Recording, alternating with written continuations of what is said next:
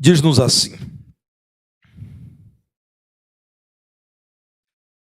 portanto, lembrai-vos de que outrora vós, gentios na carne, chamados incircuncisão por aqueles que se intitulam circuncisos na carne por mãos humanas, naquele tempo estáveis sem Cristo, separados da comunidade de Israel e estranhos às alianças da promessa, não tendo esperança e sem Deus no mundo.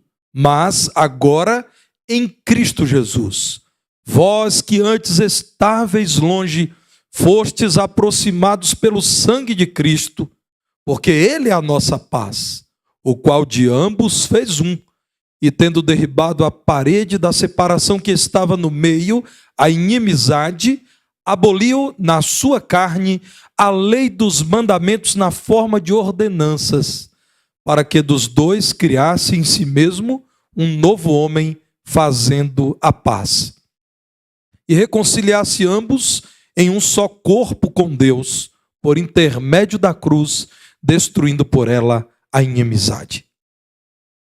Mantenham a palavra de Deus aberta nesse texto, irmãos, e confiram se aquilo que será dito no púlpito é aquilo que de fato está na palavra de Deus. Esse é o procedimento de todo cristão genuíno, se apegar àquilo que o Senhor nos tem revelado. Para os judeus, apenas judeus poderiam ser aceitos por Deus. Era essa a crença comum dos dias do apóstolo Paulo, a quem Deus usou para escrever a preciosa carta de Efésios.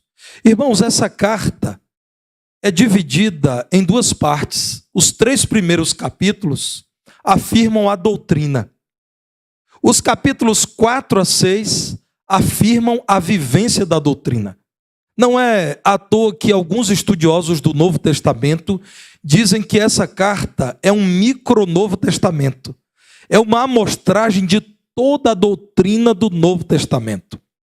Expõe, então, um drama que é vivenciado no relacionamento entre judeus e não-judeus, também chamados de gentios. Judeus costumavam acusá-los de serem estranhos aos planos, aos pactos, às promessas de Deus. Ao passo que gentios costumavam acusar os judeus de serem exclusivistas, de serem restritivos quanto aos planos de Deus. Muitos gentios eram acusados de não conhecerem a lei de Deus, portanto, eram chamados de ignorantes. De fato, o Senhor estabeleceu no passado uma aliança com um povo pequeno, frágil, para que, sendo este povo luz para as nações, demonstrasse o Senhor a sua glória e anunciasse a todos os povos de toda a terra os seus planos. Mas, em Cristo Jesus, o lugar de Israel tornou-se secundário, porque Cristo Jesus é o cumprimento de toda a lei e é o ponto mais elevado do plano de salvação. Voltando para o texto que lemos inicialmente, vejam quando Paulo, dirigindo-se a uma igreja majoritariamente não judia, diz: lembrem-se, irmãos, de que outrora vocês eram chamados gentios na carne. Os judeus diziam que vocês eram incircuncisos, não tinham na carne a marca do pacto firmado com Deus de Israel. Mas aquela circuncisão utilizada para humilhar vocês, era sempre realizada por mãos humanas. No verso 12, Paulo diz: isso era marca de um tempo anterior à conversão a Cristo, de um tempo em que vocês, agora cristãos, estavam separados da comunidade de Israel. Estavam, não mais estão. Naquela época, vocês desconheciam as alianças da promessa e não tinham esperança e viviam sem Deus no mundo. O que Paulo está dizendo de modo vibrante, irmãos, é que existe uma desatualização na cabeça do judeu que não compreende o lugar especial de Jesus Cristo na história da salvação e continua vivendo como se Cristo não estivesse vivo. O judeu que nos dias de Paulo encerrava o plano de Deus no fechamento do Antigo Testamento. Para que os irmãos vejam aquilo que Paulo enfrentou e tantos outros, eu quero mencionar Atos 21, a partir do verso 27. Quando Paulo chegou a Jerusalém, uma horda de judeus revoltados contra ele já o esperava. Ele era considerado destruidor da lei, aquele que afastava as pessoas de Moisés, aquele que introduzira costumes em sinagogas e certas ideias que não eram aceitáveis. Vejam o que acontece com Paulo em Jerusalém. Quando já estavam por findar os 7 dias, os judeus vindo da Ásia, tendo visto Paulo no templo, alvoroçaram todo o povo e o agarraram, gritando: israelitas, socorro! Este é o homem que por toda parte ensina todos a serem contra o povo, contra a lei e contra este lugar. Ainda mais, introduziu até gregos no templo e profanou este recinto sagrado. É o que diz o verso 28. Caminhando para o verso 29, diz: pois antes tinham visto Trófimo, o Efésio, em sua companhia na cidade e julgavam que Paulo o introduzira no templo. Agitou-se toda a cidade, havendo concorrência do povo, e agarrando a Paulo, arrastaram-no para fora do templo e imediatamente foram fechadas as portas. Paulo agora era considerado um impostor da fé, um inimigo de Moisés, um revoltado contra a boa fé dos judeus.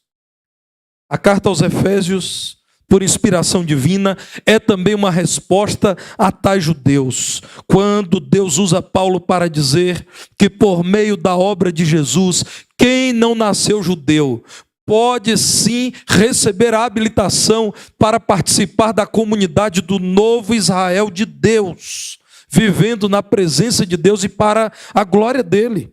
Paulo está falando para uma igreja de maioria gentílica, que o referencial de fé não é a filiação a Abraão, mas a fé de Abraão. Quem crê naquilo que o crente Abraão professou. Não quem tem o sangue de Abraão correndo em suas veias. Esta igreja em Éfeso, irmãos, foi relembrada de que Jesus morreu por todos. Jesus apresentou-se a todos, mas é claro, apenas os que creem são salvos. Vejam o que diz o verso 17 de Efésios capítulo 2. Quando Jesus veio, evangelizou. Na língua grega, evangelizar é apresentar boas notícias, boas novas. É anunciar verdades do céu. Vindo, evangelizou paz a vós outros que estáveis longe. Quem não era judeu, os que estavam longe. E paz também aos que estavam perto, aos que eram judeus, como Jesus era judeu. Em torno de Jesus, o cabeça do corpo, agora todos os membros deveriam orbitar. Nos versos 19 a 21, Paulo diz com ousadia, Efésios 2:19, não há mais estrangeiros e peregrinos. Todos são concidadãos dos santos e são membros da família de Deus. Porque todos vocês, judeus ou gentios convertidos a Cristo, estão edificados sobre o fundamento dos apóstolos e profetas, sendo ele mesmo Cristo Jesus a pedra angular, no qual todo edifício, bem ajustado, cresce para santuário dedicado ao Senhor. É santuário do Senhor, aquele que, seguindo o fundamento dos apóstolos e a doutrina dos profetas, reconhece Cristo como o Messias profetizado, o Messias crucificado, o Messias ressuscitado e glorificado. Irmãos amados, o que Paulo está dizendo nos leva a refletir acerca do poder que há no sangue de Jesus. Não mais a origem de cada povo, não mais a tradição de cada pessoa, não mais a folha de serviços religiosos, mas o poder do sangue de Jesus, que lava todo aquele que nele crê, deveria ser considerado. Vejam o verso 13, quando Paulo usa a conjunção adversativa, mas agora, no tempo presente, na era da graça, no seio da igreja, junto ao povo de Deus, novas criaturas, gente renascida, povo santo do Senhor, aqueles que são propriedades de Deus agora, em Cristo Jesus. Vocês, gentios, que antes estavam longe do Senhor, fostes aproximados pelo sangue de Cristo. Que sangue poderoso, irmãos!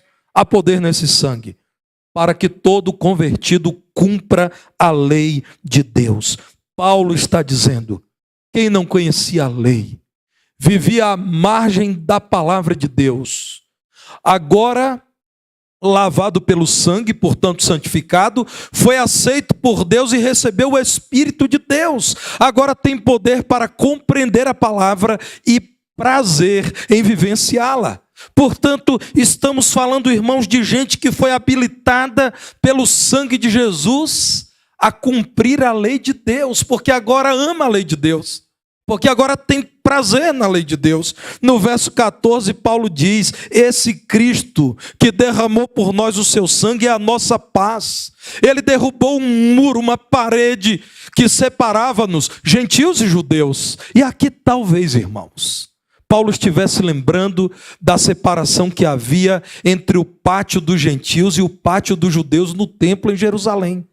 Meus irmãos, a separação era tão perversa que havia na entrada do pátio dos gentios um grande aviso ameaçando de pena de morte gentios que entrassem no pátio dos judeus e ali profanassem aquele espaço considerado exclusivo para judeus.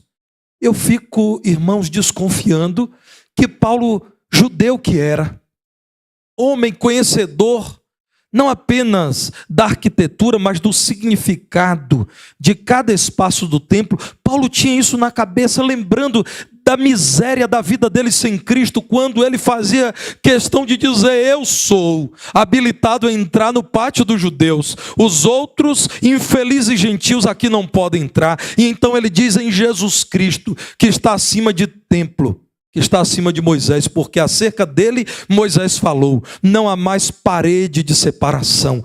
Todos que foram lavados no sangue dele, agora podem viver juntos como um só povo cujo cabeça é Cristo.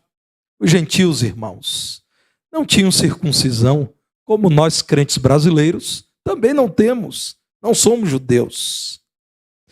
Eles não conheciam profundamente a história de Israel, muitas promessas, mas agora, pela fé em Cristo Jesus, não apenas conheceram toda a vontade de Deus, todo o plano de Deus, como agora queriam cumprir a lei de Deus. Sem o sangue de Jesus que lava, sem a presença do Espírito que santifica, ninguém tem desejo de obedecer à lei de Deus. Vejamos o que diz a palavra de Deus. Romanos capítulo 2, verso 28. Que texto extraordinário para compreendermos aquilo que Paulo está dizendo. Deus usa Paulo para escrever aos Romanos, capítulo 2, verso 28, dizendo, não é judeu quem o é apenas exteriormente. Meus irmãos, aqui nós somos gente do século 21, nós não somos judeus, nós não estamos em meio a esse contexto. E por isso não percebemos a força das palavras. Paulo simplesmente afronta todo o edifício da tradição judaica quando diz, não é judeu quem é somente exteriormente, não é somente quem recebeu a circuncisão. Isso era ofensivo, irmãos. Paulo diz, nem é circuncisão, aqui é somente da carne. Ele está dizendo a gente que teve o corpo marcado, mas o coração é incircunciso, porque não se dobra ao Senhor. Paulo relativiza os elementos externos do culto e diz: há que ser necessário derramamento do sangue de Jesus em uma vida, para que haja transformação do interior e Deus seja glorificado de fato nessa vida. Exteriormente, Deus não tem sido glorificado por muitos, é o que Paulo diz. Ele não está dizendo que a lei não é boa, pelo contrário. Romanos 7, no verso 14, Paulo diz: nós todos sabemos que a lei é espiritual. Eu, todavia, sou carnal, vendido à escravidão do pecado. Paulo diz: a lei é boa, mas sem a ação sobrenatural do Senhor, que derrama o seu sangue sobre o pecador e o lava, que dá o seu espírito e o santifica, ninguém obedecerá à lei. Muitos tentaram. Se você quer tentar, eu julgo que você perderá muito tempo. Sem o Espírito de Deus, ninguém obedecerá a Deus de verdade. Não terá poder para isso. A lei é boa. Diz Paulo, eu amo é a carne. Sem Cristo, eu já me rendi ao pecado há muito tempo. A lei é espiritual. Eu preciso então do Espírito daquele que concebeu a lei para que eu cumpra a vontade de Deus. Há poder no sangue de Jesus, que lava o crente, para que este finalmente possa cumprir toda a lei de Deus. Não tente sem Cristo, você não conseguirá. Paulo está dizendo que há poder no sangue de Jesus para justificar o pecador. Nós já lemos isso. No verso 14 ele diz: quem antes estava longe do povo de Deus, agora é povo de Deus, porque não é mais escravo do pecado, agora é perdoado, agora é liberto, agora é salvo. Em Efésios 1, no verso 7, Paulo diz que em Jesus temos a redenção pelo seu sangue. Nós fomos comprados pelo sangue de Jesus. Pecadores foram tornados em salvos por conta do poderoso sangue de Jesus. A remissão dos pecados é segundo a riqueza da graça dele e não segundo a nossa boa vontade ou firmeza interior. Ah, irmãos, como eu amo Apocalipse capítulo 1, verso 5, quando João, usado por Deus, dá toda a glória ao Senhor Jesus Cristo, e então diz assim, Apocalipse 1:5, que Jesus Cristo é aquele que nos ama e pelo seu sangue nos libertou dos nossos pecados. No plural, louvado seja o nome do Senhor. Sangue que justifica o pecador. Os gentios estavam condenados porque não tinham meio para chegar a Deus. Agora, em Jesus, podiam sim chegar a Deus. Substituídos por Jesus na cruz, que intencionalmente ofereceu-se pela redenção deles, pecadores. Justificados por aquele que diz, foram tornados justos os que não tinham meios para pagar a Deus por suas ofensas. Agora podem dizer ao Pai, há sobre mim o sangue daquele com quem tenho aliança. E o Pai reconhece o precioso sangue do Filho e diz, perdoado está aquele que foi lavado pelo sangue do Cordeiro, que tira o pecado do mundo. Meus irmãos, os gentios foram justificados porque o sangue de Jesus Cristo tem preço elevado. O sangue de Jesus é a demonstração de que ele deu a vida dele por pecadores como eu e você. Sacrifício expiatório. Uma vida que agora é liberta da condenação, porque o preço da libertação foi pago por Jesus no Calvário. Paulo está dizendo mais, que há poder nesse sangue, poder tão excelente, que é poderoso para unificar o corpo de Cristo. Vejam bem, irmãos, se agora judeus e gentios, lavados pelo sangue de Jesus, têm poder para obedecer a Deus, e agora não tem mais motivos para viverem longe do Senhor, porque agora são justos diante do Deus justo, agora eles podem viver juntos. Jesus é tudo que eles precisam. Se judeus e gentios têm Jesus, eles têm tudo e podem viver juntos agora. A maravilha do Evangelho, irmãos, é poder dizer que quando alguém chega a essa igreja de Jesus Cristo, não perguntamos por seus vencimentos, por seu olerite. Não procuramos saber em qual região da cidade mora. Não procuramos saber qual é o sobrenome ou a profissão que abraçou. Nós não vamos lá fora dar uma espiadinha no modelo do carro, ou se veio de ônibus, ou se veio a pé. A maravilha do evangelho é dizer, se foi lavado pelo sangue de Jesus, é meu irmão e é bem-vindo aqui. Somos iguais. Não há mais o que possa nos separar, porque o sangue de Jesus é poderoso para lavar todos os que nele creem. Meus irmãos, quem crê em Cristo é aceito pelo Pai. Para o Senhor não há mais em Jesus judeus ou gentios. Na igreja não há paredes de separação entre judeus e gentios. Há lavados pelo sangue de Jesus. Há convertidos. Há gente que veio do pecado e sabe quão triste o pecado é e é muito grata a Deus por ter sido liberta do pecado. Há gente que não tinha paz com Deus e agora tem comunhão com Deus porque o pecado foi perdoado. A gente que foi salva por Cristo Jesus.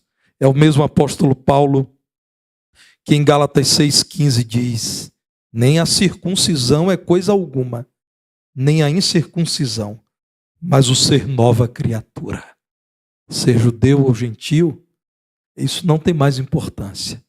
Uma nova criatura credencia alguém como filho de Deus, liberto do pecado, renascido em Cristo, enxertado no corpo de Cristo, parte da igreja.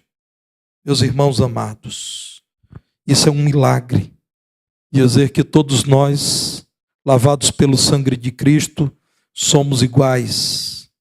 Isso é o milagre da graça de Deus. Paulo não falou apenas aos Gálatas sobre esse milagre, falou aos Efésios. Efésios 3, verso 6. Os gentios, meus irmãos, isso era motivo para muitos perseguirem Paulo. Somente com ousadia da parte de Deus alguém poderia dizer isso.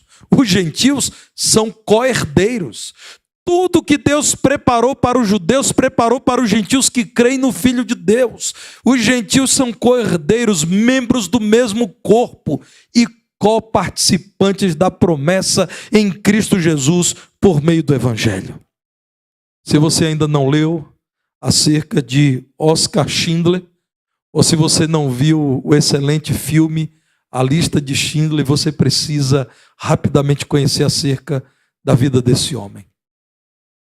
No passado, irmãos, muitos judeus rejeitaram a muitos gentios. Esse homem, entre aspas, um gentio, porque não é judeu, quando o nazismo estava pondo em prática o seu maligno plano de matar judeus, dentre outros grupos, e matou milhões, esse homem conseguiu autorização para empregar vários escravos judeus em sua fábrica. E a justificativa dele era: a minha fábrica de produtos esmaltados produzirá também munição para a guerra da Alemanha de Hitler.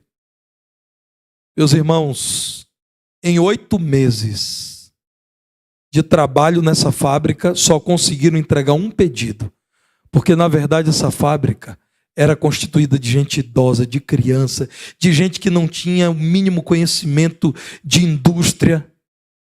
Esse homem, que foi membro do partido nazista, com a sua influência e com o seu dinheiro, conseguiu subornar muitos soldados de Hitler e salvar algo em torno de 1.200 judeus que caminhariam para Auschwitz, o terrível campo de concentração em que tantos homens e tantas mulheres foram mortos porque eram judeus.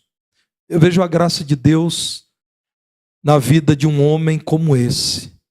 É o Senhor dizendo aos judeus: vejam que assim como muitos odiaram judeus, muitos também amaram vocês. No passado, vocês odiaram a muitos. E muitos dos que foram odiados por esse povo, hoje cuidam desse povo. Schindler foi uma dessas vidas. A história vai nos mostrando que Deus sempre amorosamente dá um jeito de dizer: todos vocês são importantes, judeus e não judeus. Em meio ao Holocausto, em meio àquela temporada em que tantos judeus acreditaram que Deus já não mais se importava com eles, surgiu, por exemplo, um homem como Schindler, morreu aos 74 ou 76 anos de vida, entre 74 e 76, pobre. Morreu pobre. E ele morreu pobre porque toda a sua riqueza foi empenhada para salvar essas vidas. Na história temos visto Deus dando sinais de que Ele ama judeus e não judeus, de que Ele ama todos os povos, que são criação sua. O sangue de Jesus é quem tem unido todos esses povos. Irmãos, não existe um outro meio eficaz para unir pessoas diferentes, gente que se odeia, povos que se estranham, além do Evangelho de Jesus Cristo. É o sangue de Jesus quem nos unifica. A palavra de Deus nos chama, portanto, nessa noite a valorizarmos, na dimensão particular, a nova vida que alcançamos em Cristo e o perdão dos nossos pecados, mas na dimensão comunitária, a unificação que temos em torno do nome de Jesus. Todos nós, homens e mulheres, jovens e idosos, ricos e pobres, os de perto e os de longe, brasileiros e não brasileiros, porque aqui nesse momento há preciosos irmãos que não são brasileiros congregando conosco, e eu estou vendo alguns deles aqui. Está nos dizendo o Senhor em sua palavra que somente pelo poder do sangue de Jesus podemos celebrar a mesma salvação, desfrutar da mesma nova vida e militar na mesma igreja, a igreja de Jesus. O sangue de Jesus é poderoso, porque é o sangue do Cordeiro bendito, aprovado por Deus, que tira o pecado do mundo. Creiamos nisso e descansemos na certeza de que sim, há poder só no sangue de Jesus. Louvado seja o nome dele. Vamos em pé, irmãos, cantar o hino Substituição. Nós cantaremos